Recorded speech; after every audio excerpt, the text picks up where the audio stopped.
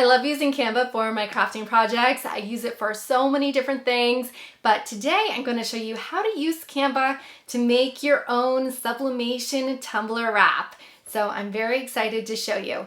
If we're just meeting right now, hi, my name is Nisha. Welcome to Little Craft Nest. Let's go jump onto the computer and get started. Once you've opened up Canva, we're going to click on Create a Design in the top right-hand corner, and then we're going to scroll down and click on Custom Size. Make sure you change your measurement units to inches before you type in the size, and then we're going to size this at 9.3 by 8.2, and then click Create New Design. So this right here is our blank canvas, and it's going to be the perfect size for our tumbler wrap. If you're not sure what you want to create, what I like to do is browse the internet to look at designs you like, and then look at an image and decide what you like best about that image. Is it the background? Is it the font? Is it the text? And then ask yourself, what are the elements of this image that I don't like and would want to change? And I find that often gives me inspiration, so I can draw from things I like and take those elements and then change up the elements that I don't like. So recently I've been loving the look of rustic looking tumblers, so that's what I'm going for today. So on the left hand side of your screen, you're going to click on Elements. And this is where you'll be able to search for a whole pile of different designs. So I want to start off with a background. So I'm just going to type out rustic wood and see what comes up. So here you can search under graphics. You can also search under photos. So under photos, I'm going to click on See All and just scroll through all these images and see what I like. You can also be more detailed if you wanted to. So you could write rustic wood and maybe you want to write textured. So I'm loving this wood image right here, and it's actually a free image. So if you've never used Canva before, the images here with the crown beside them are for if you have the Pro subscription. I do have the Pro subscription, so I could use any of these images, but if you don't, this one right here is actually free. So we're gonna click on that. And then I'm gonna rotate this design so it's vertical rather than horizontal. And the reason I'm doing that is because I feel the seam lines on the tumbler will line up much better if this is vertical. If they were horizontal, because these lines aren't like perfectly straight, you'll definitely see that seam line. So this is gonna help disguise that a little more. So I've rotated that, I'm gonna stretch it out a little bit. And then below this image here, you'll see this little box here. I'm just gonna click on that plus sign to duplicate. And then I'm going to grab this and move it over to the side. Now it doesn't matter if it goes over a little bit, it's going to cut off there. And I think that looks great for a background of a tumbler. Now I think it would be fun to add some rustic flowers to that. So let's do that. We're going to go back up to our Elements tab. And this time we're going to type in rustic flowers. And I'm gonna look at the photos here again. If I don't like anything in photos, I think I'm gonna check out the graphics. So let's do that instead. So above these photos, I'm gonna click on graphics and see what comes up. This is more clip art style here. There are a lot of beautiful images. I'm kind of hoping for some roses. I like these ones right here. This is a pro image, but I'm gonna use it. If you don't wanna use pro images, you can grab some of the free ones. So this is beautiful. I find this goes really well with our background. So let's grab this and shrink it down a bit.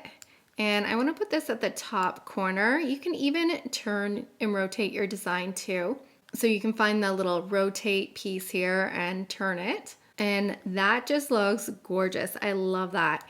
So if you find something you really like and you don't want to use that same image again, but you want similar images, what you can do is go over to that image again in the left-hand panel, and above that image, you'll see those three little dots. So click on that, and then you can click See More Like This. So I'm going to click on that, and we have a whole pile of related images that we can use here. So this one right here looks kind of similar, so let's add that one. And this looks like it'll be a great addition. These middle flowers match perfectly. So I'm going to shrink this down, rotate it a bit, and let's put that in the other corner here. And that just looks beautiful. We've got this single rose over here. We could also use, this one matches quite well, so we can shrink that down, turn it a bit, and put that somewhere else on your canvas. We can also add some rustic leaves. These ones are pretty cool. I like the look of these.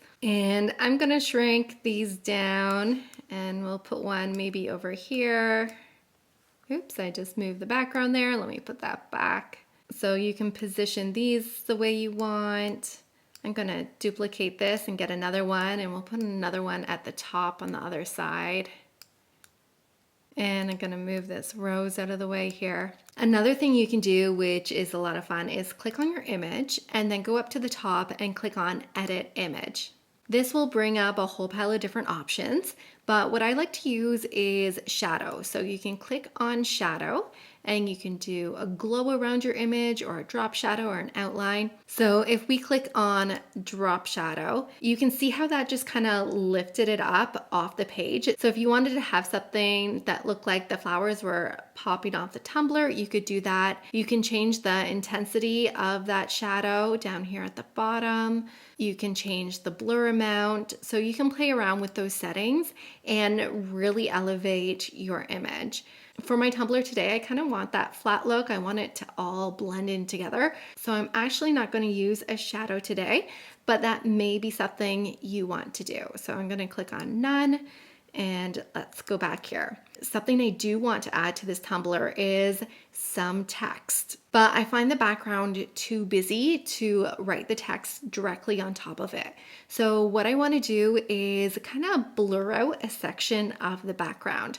So we're going to go back to elements, and I kind of want the blurred out effect to kind of look like a rip in the page. So I'm going to type out rip and see what I get. So if you look at the graphics here, we can click on See All. I actually like this second one here. No, we're not using the Rest in Peace stone. We're using this ripped paper kind of look. So I'm going to put that in, and I'm going to turn it vertically here and then place it on here, and I'm going to stretch it out. So the more you stretch it out, the wider it's going to be. So you can adjust it however you want. So I have it right in the center of my canvas. Now this is kind of a stark contrast to the background. So what I'm going to do is go up to transparency. So if you go up to the top and see this little box with the checks on it, you can click on that. And right now the transparency is at 100, meaning you can't see through the image at all. So I'm going to grab that dial and I'm just going to bring that down until I get the look I am going for. So I have it at 56 and I think that looks pretty good. Now what I'm going to do is add some text over top. So we're going to go over to the left hand side and click on text and then add a text box. And you can just start typing out your text, whatever you want it to be. So what I'm typing out right now is some lyrics from a song that I love called The Goodness of God. You can write whatever you want. You can write a poem, you can write someone's name, anything that is meaningful to you. So once you're done typing out whatever you want to type out, you can go ahead and change the font. So I'm going to highlight all my text here and go up to the top, and we're going to change the font. The font I want to use is called Brittany, so I'm going to type that in. There it is. And I'm going to scooch that down a little bit, maybe make it a little bigger. One thing I do want to mention is when you're making tumblers, make sure you have nothing really important, such as text, right at the edges of your design. Because if you need to trim down your design, you don't want to accidentally be cutting off anything important. I'm also going to change the color here of my text. So I'm going to highlight it again, go up to the text color, and here under photo colors, you'll see different colors that were taken out of the photos that we put on our canvas.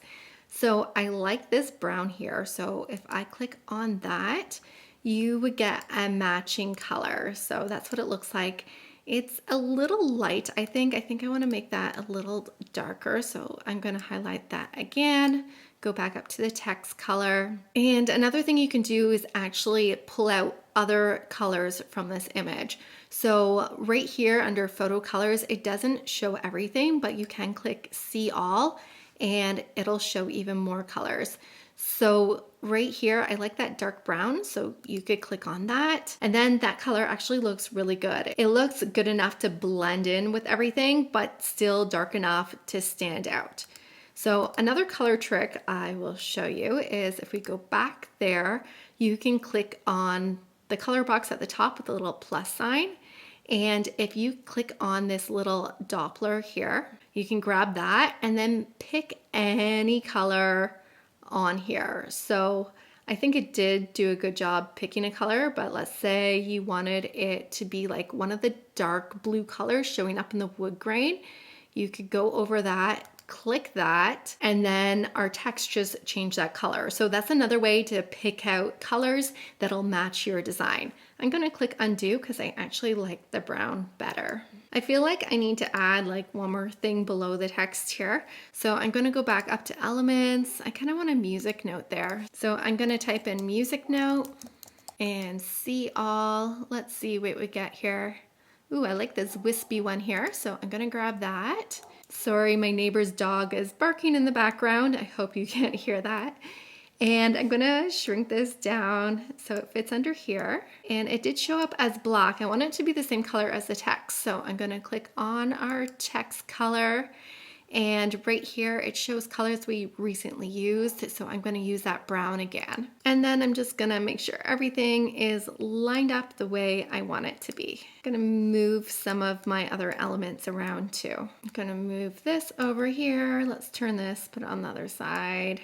One other thing that I want to point out is if you look at this rose image in the bottom left-hand corner, you'll see that leaf there is going underneath our little rip that we put in the middle. So I'm going to click on that and then go up to the top and click on position. And I'm going to bring that forward. So now that leaf is on top of that rip instead of underneath. Another thing you can do is go over to layers and you can rearrange your layers here by dragging them up and down. And then when you're happy with your design and the way everything is, you can go ahead and click on share at the top and then click on download. You're going to save this as a PNG, which will probably be the recommended file type, but you can change it to anything else here. We're going to stick with the PNG. And then all you have to do is click on download. And then once that's done, you can open up your design and have your sublimation printer print your design out. Now I'm using a Mac computer, so I normally just print my design out directly from my Mac, but you can also open up your image in another software. If maybe you want to print from Photoshop or another program, you're able to do that.